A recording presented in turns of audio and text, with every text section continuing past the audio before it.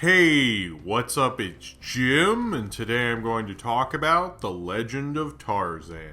Tarzan has a very long cinematic history, from silent films to Johnny Weissmuller in the 30s, to the 60s, to Greystoke, to the Disney film, and now this one, a big, expensive, over $100 million tentpole blockbuster. It's probably the last kind of movie that Tarzan hasn't done at this point. I feel like he hasn't done a musical, but I'm sure he probably has, because this character has just been around in Hollywood film for a very long time. And so The Legend of Tarzan not only has to live up to the legend of this character of Tarzan, but also the cinematic history and bring Tarzan to a new age. And maybe that would work if this movie wasn't so fucking stupid and fucking horrible and fucking boring. But unfortunately, we have The Legend of Tarzan as it is. In some ways, I wish this movie would work. I kind of am a little interested in the long legacy of Tarzan in movies. Probably not the Casper Van Dien one, but it's just something that slightly interests me. It's interesting that this character has kept going. And maybe as we talk about how certain characters probably shouldn't keep living on and certain characters should, Tarzan is a really failed attempt at even doing that. I'm sure if you got the right director to direct The Legend of Tarzan, he could have been reintroduced to a modern audience. And with someone like David Yates, I understand why Warner Brothers thought maybe they could, as him being one of the better craftsman studio directors around. But unfortunately, this movie completely falls on its face and has an absolutely terrible script that sometimes works in some plots, but then other plots they totally let go. And Jane is just a simple damsel in distress. It takes revisionist history about colonialism. It is a pretty bad movie, although it has its moments, and I think David Yates can get some things to work. This was a huge miscalculation, using just kind of the brand recognition of having Tarzan to hopefully get a movie to be a blockbuster. Unfortunately, someone should have maybe told the people who wrote this movie, because then oftentimes it's really super boring for a blockbuster, and also feeling both like an original film and a sequel at the same time. Maybe it's because David Yates directed the last 4 Harry Potters and he just simply can't accept making any film that isn't a sequel, which is surely how this film felt, and just turning into a cascade of bad decisions to a big, expensive, impressive studio movie that's boring, mishandled, and miswritten into a giant gobbledygook of blockbuster, and fails in reintroducing a legendary character back to modern audiences, because frankly, I don't know what modern audiences are going to think of this mess, but it's probably nothing good. In the 1880s, everybody's favorite time period, the man who used to be known as Tarzan, but now is known as John Clayton, has been living in England for a while and is a total celebrity because he's Tarzan, and somehow they know these things. I guess there's a book, I'm not exactly sure. Maybe they went into that and I didn't care. Who knows? But he's in England and they want him to go to Africa in a mission by England from the trade missions or something, because Belgium's spending all this money, but Belgium actually invited him and tried to get Tarzan to come because they want to get these jewels and they need this tribe to be on their side to get these jewels, and to get that tribe on their side they have to give him Tarzan, who they might eat or something, I don't know. And so Tarzan comes back to Africa and goes off with Jane and Samuel L. Jackson, and they go on an adventure, and then the evil Captain Rom, not Captain Ron that Kurt Russell played, which would be more entertaining, played by Christoph Waltz, is trying to help this tribe get Tarzan so he can get the jewels and help his country get out of debt and rule Africa in total creepy colonialism, which of course Tarzan is trying to stop. When we talk about most blockbusters, I think we're talking about films that are very influenced by Star Wars or Jaws, or, you know, things like I said, my Deep Focus video, or things like that. This feels like a studio picture. I mean, it is very much a studio picture, but a studio picture from the classic Hollywood studio era. It even has like a director who Warner Brothers has a lot of faith in, David Yates, who's had a lot of success at Warner Brothers with the Harry Potter movies. It has Margot Robbie, who most of her success in her career has come from Warner Brothers films. So it just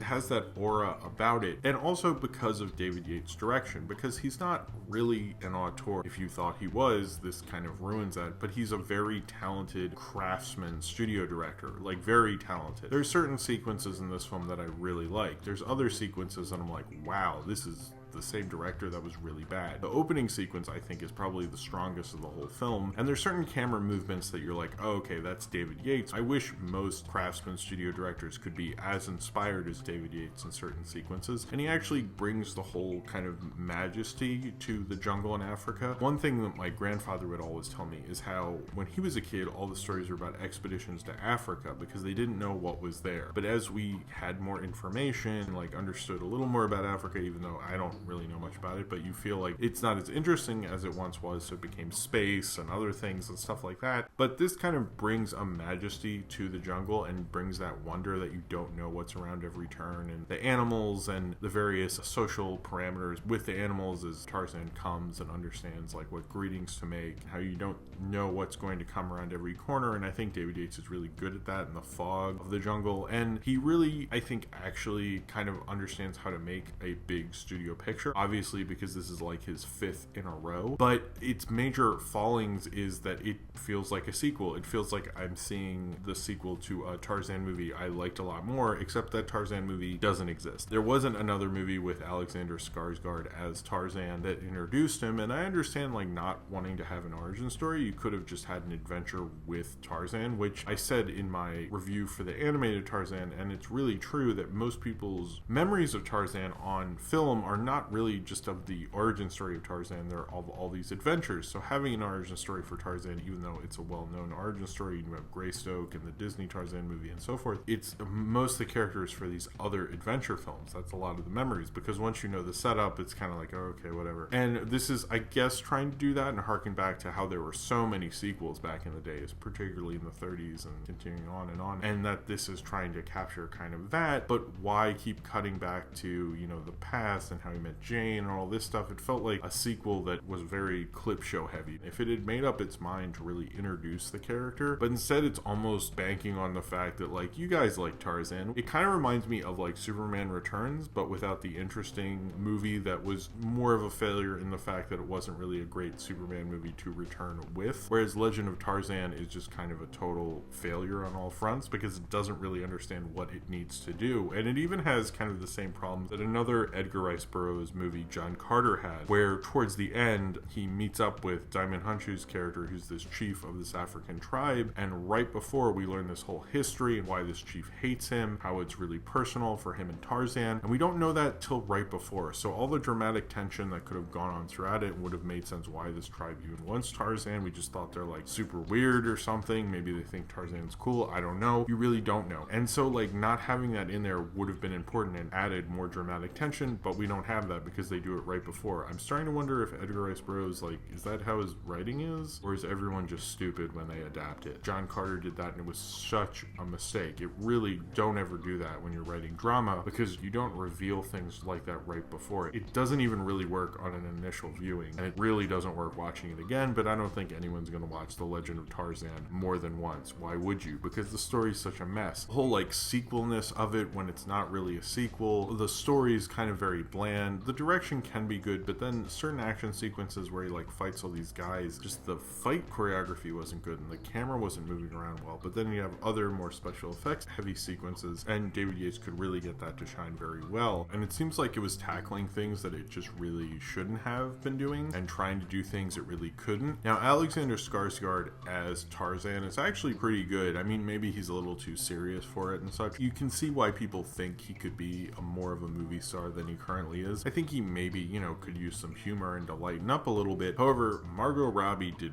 probably one of the worst performances I've ever seen from her so far. She's just playing a damsel in distress, and it is a nothing role, but she doesn't really do anything with it, and I found it rather boring. And Samuel L. Jackson is just kind of Samuel L. Jackson, and that's an amazing thing in itself. And Christoph Waltz is kind of as good as Christoph Waltz can be in a movie where he's the bad guy, but it's not a Tarantino movie. I look at this film as kind of another example of that certain characters just can't keep going. We can't just keep making movies of them just because of some Hollywood studio bullshit, because they pumped a lot of money into this, and it didn't even seem like they knew the direction of it, because the directors they were considering between Steven Sommers and Guillermo del Toro and Craig Brewer, who helped write this film with Adam Kozad, I think, didn't feel like even the same kind of director. And like David Yates is very talented, but I feel like he's very good at the Harry Potter thing. I really like at least the last three. I didn't like The Order of the Phoenix at all, but this kind of shows me that he is very good visually, and I think he can be a good storyteller. Like the Harry Potter movies, he did a very excellent job at those. Those are some really great movies and really great blockbusters even. But then The Legend of Tarzan felt like no one really came from this from a love of what Tarzan should be and how to adapt it for the modern audience. They just picked a director who they knew could direct a movie of this size. Didn't feel like someone who was directing a Tarzan kind of a movie. When I think of the Tarzan movies I have seen, I think of the fun of them, the visual sense of them, and this kind of gets that, but it just doesn't get a clear-cut story. Tarzan is not a really complex character. Adding all these details and things like that. Also, colonialism, like,